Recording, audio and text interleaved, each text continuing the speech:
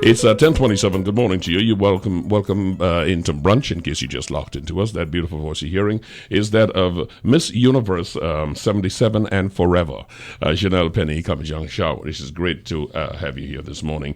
And the strides you have made. There is an elephant, or is that a gorilla in the room? But you want to get to the? Can I get to the gorilla, or should I wait?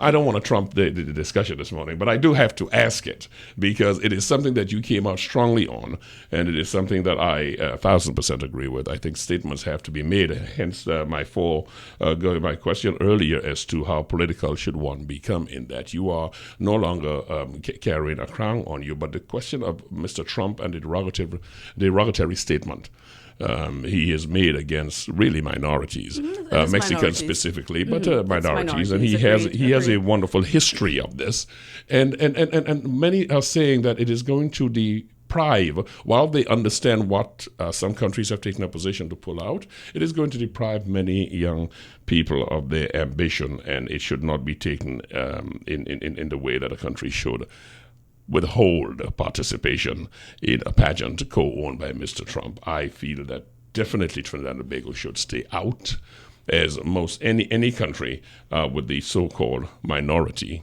would have you all know the minority is becoming the majority. But anyway, what is your view on that? Listening to you, I think this is an opportunity for minorities within the pageant to become the majority. In the pageant. I mean, really. Yes. There are a great number of South American and Central American contestants that participate, and by extension, Caribbean.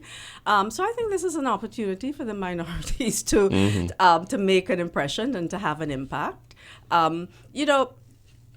Before the pageant was owned by Miss Universe Incorporated, there was a president, there was a structure, but you never saw the president, you never knew who it was. Right. When Donald Trump bought it over, he became the face of Miss Universe for his own reason, for the branding, but more for Donald's reason of the nice young women, the image of young women around Donald. So he's the face of the pageant. So how can you, I don't see how you can separate it, and say it's the organization. And I think it's just an opportunity for, and a serious one, for participating countries to take a stand. As you said, it's minorities. It was Mexicans, but it's minorities. That's right, in a general sense. And there are other pageants, listen. There are other pageants that one can go into. Sharmain? Queen Street.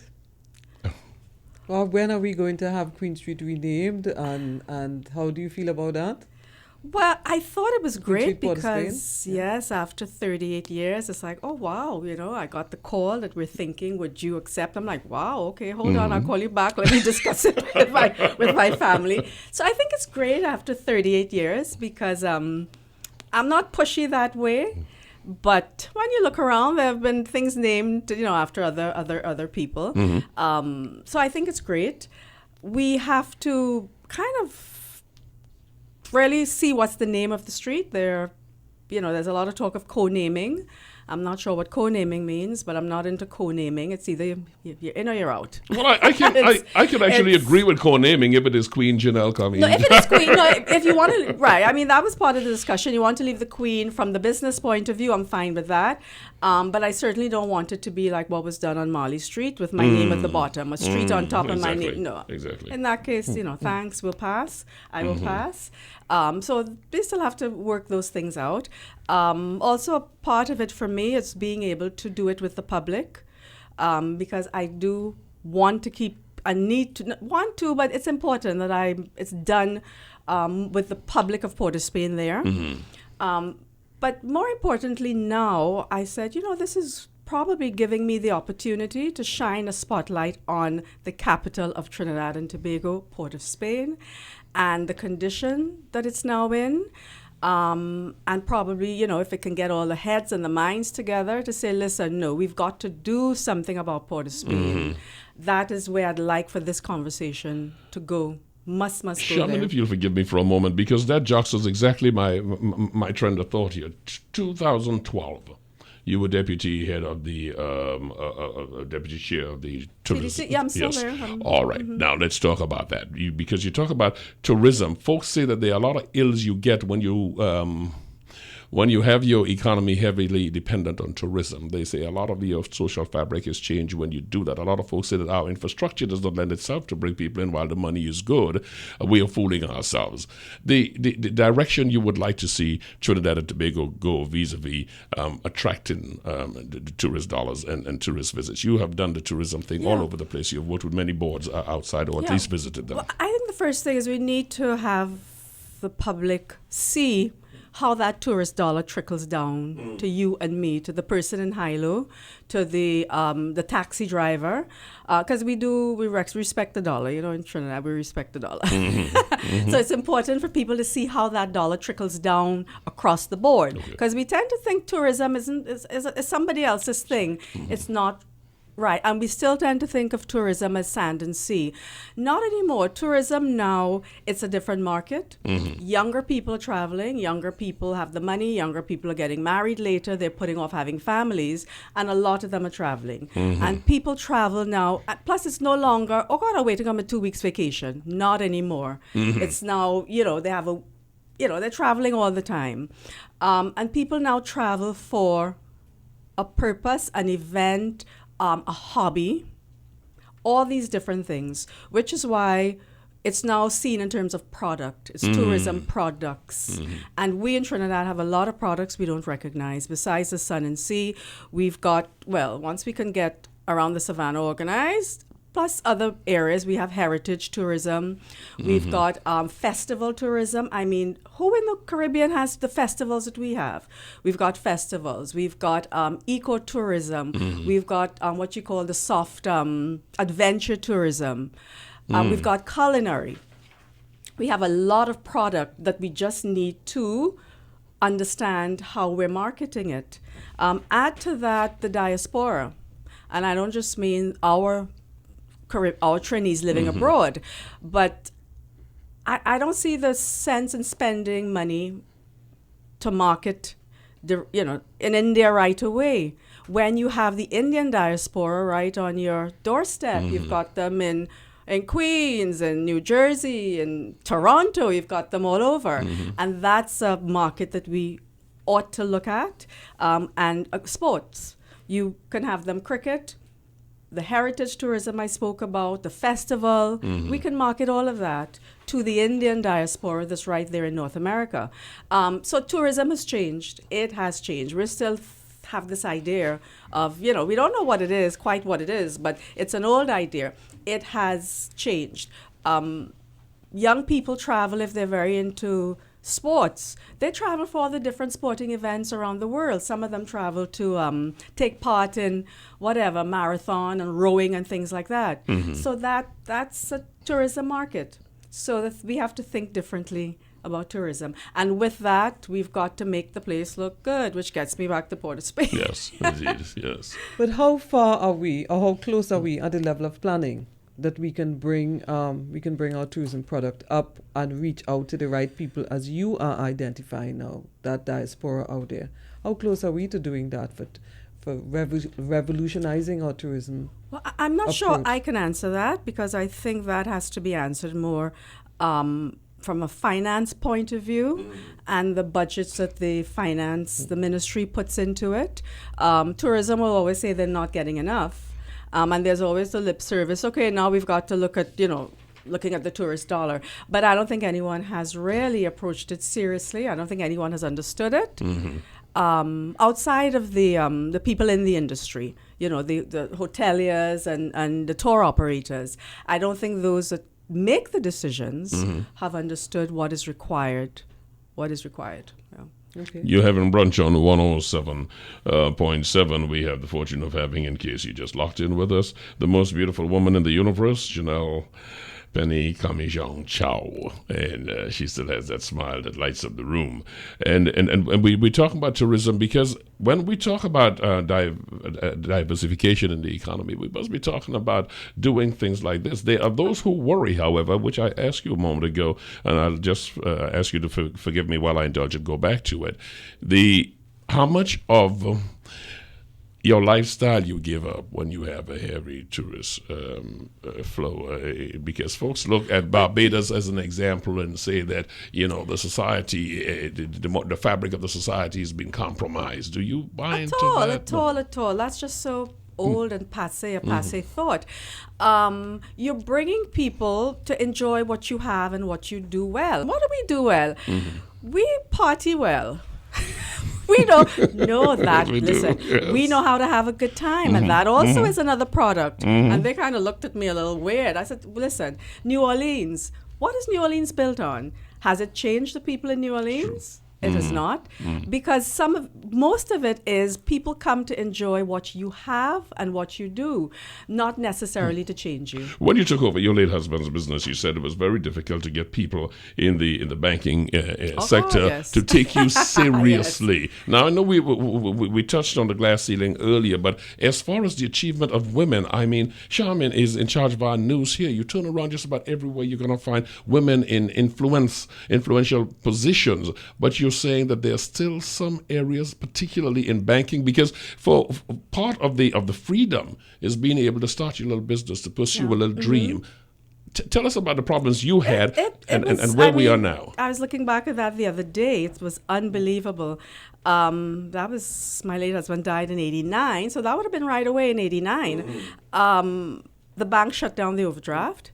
I ran that business for about 6 months without an overdraft, just, which was good because this way I learned the business. I actually had to take a gentleman with me for, to get another overdraft, and that's how I got the overdraft. They wanted to see the male image. It probably could be because they thought, well, Brian was the master at what he did, so that no one else could have taken over the business. I'm not sure. But I did have a lot of people lining up to buy it. But I just I didn't feel I needed to, I didn't need to do that.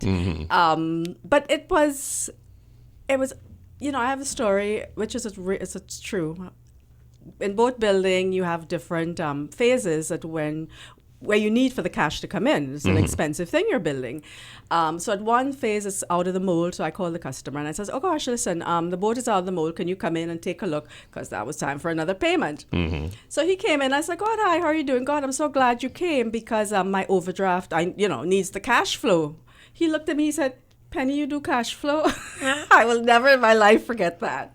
Because here I was running the business. He was writing the check really to me at the end of the day. But he still could not come to terms with it, But outside the Miss Universe, which it's an achievement, I always say Bowen Marine, for me, is my greatest accomplishment. I learned without anyone showing me, the staff. I worked with the staff. But I was never in the business before Brian died. So I learned boat building business. I learned it from scratch. And for me, that's quite an achievement. Yeah. True to say that you straddled both sides of the fence. Sorry, business and beauty. Because, another thing with that business, the boat building, it's probably changed a bit. But it's a male industry. It's owned by men. The product, primarily, right. And the staff is all male. And the customers are all male. Yes, the customers are all male. So it was, yes. So therefore, you have no reason to say that women to be as vigilant as you are in the gender. I think because of the strides that you've made within that. Didn't you have an advantage working with a lot of men, working with men around? Didn't you have that inbuilt charming advantage? The advantage that a lot of women, yes and no, yes and no. There are those who said, oh gosh, she's only the beauty queen. I got a lot of that. Haters. I got that, yes. That beauty queen. So they felt they could come and take it over. I had that. In trying to take it over, that was the thing. But no, it's not. People think it's a natural because you're an attractive woman that you have that advantage. It has its advantages, yes. That's why my book is going to be called The Politics of Beauty. Because there are politics involved in that. Interesting. There's a lot of politics involved in that. But no, the other side is you got to fight. You have to fight, and I'm a fighter. You have to fight. But there's one thing that we look at, there are women who have crossed the line and have become different in their approach in a male-dominated environment. It could get you cold and really fighting and stuff. But if you use your charm, I think I heard the Prime Minister explain it once, that you still got to spray the perfume and use the element of the perfume, and how it affects people in the room and stuff. I know I'm going back there, but this is really an interesting topic, how you would have done it, because you did something no less than boat building, and you brought it all the way up. How do you temper that the two sides and remain female, feminine, woman, and not be, on the other side? Well, the spraying of the perfume thing that you talk about, I think I learned that after. Okay. I think I did.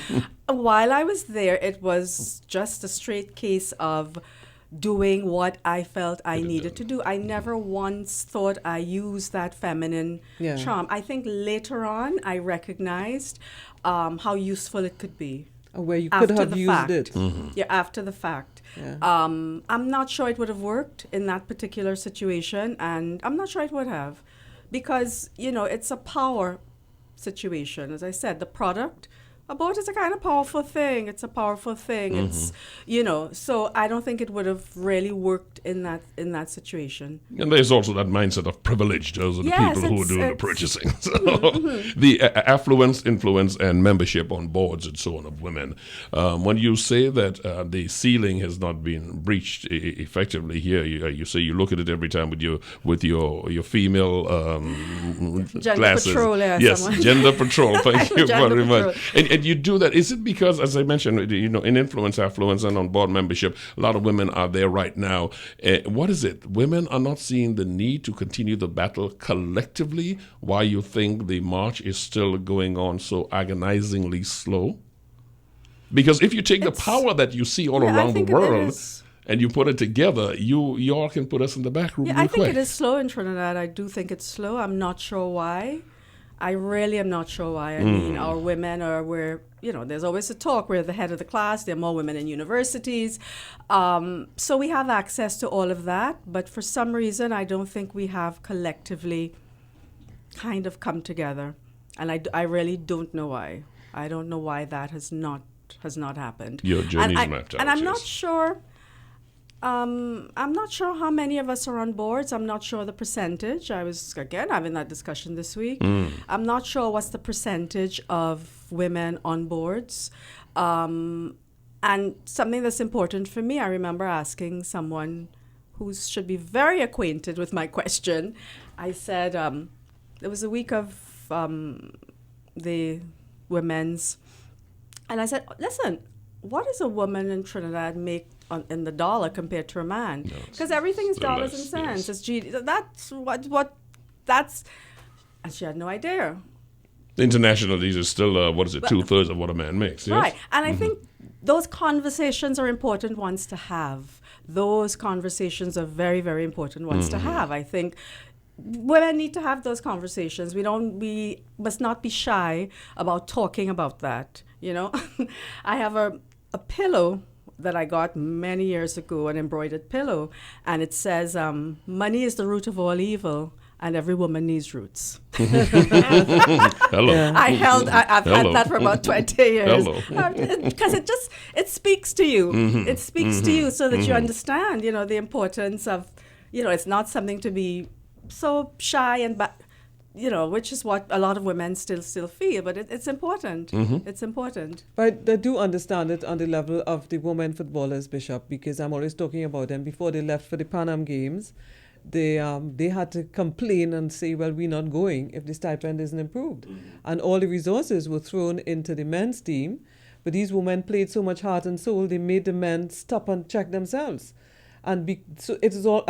What I viewed last night as when they lost to Mexico, they played heart and soul, and they would lose because they were not as prepared as the opportunities that the men have. But they would go out there, play heart and soul, and it's almost like a sacrifice that a woman has to make. The heart and soul part of it, and then inspire the guys to come back and bring home the gold or whatever they're going to bring home. So that's part of it. We have seen, yes, that gender patrol is necessary. in some areas, as you have said it, but there are generations, and I know you've raised a young daughter. There's a generation now that's coming up of women who are even at the age of 4 and 5 years old.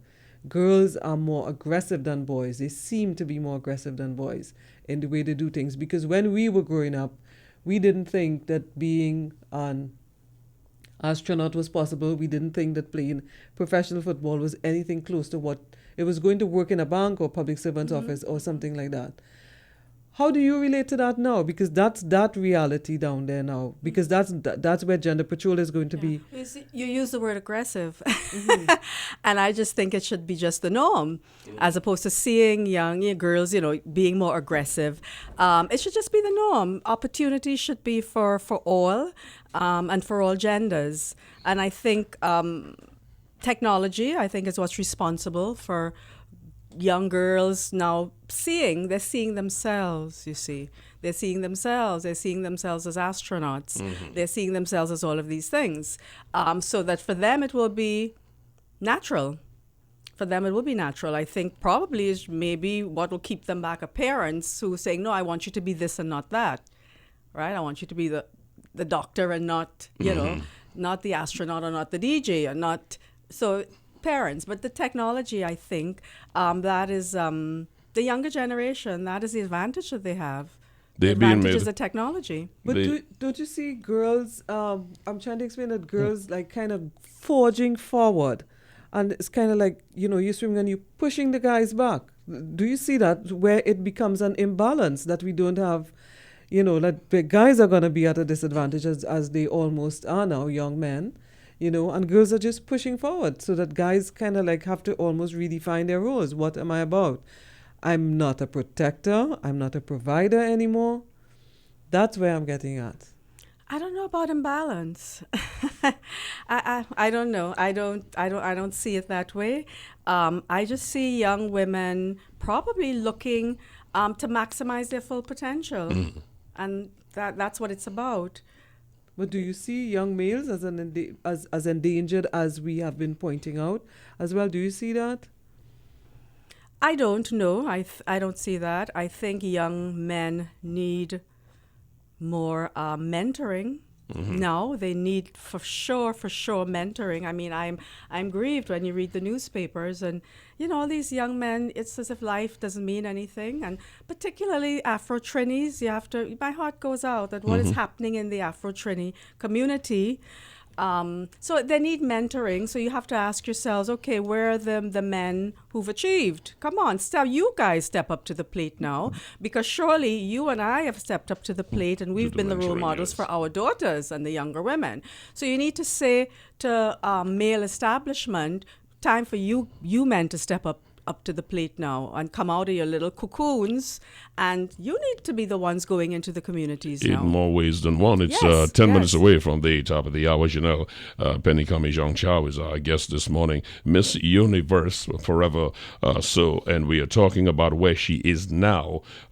She said it is an opportunity getting involved in this thing. It sort of happened by as she was going about her life journey, and she took advantage of the ship because the door was open. She walked in, and she did indeed write that. There is a situation, and you speak of young men, but young women, you spoke to a class age 10.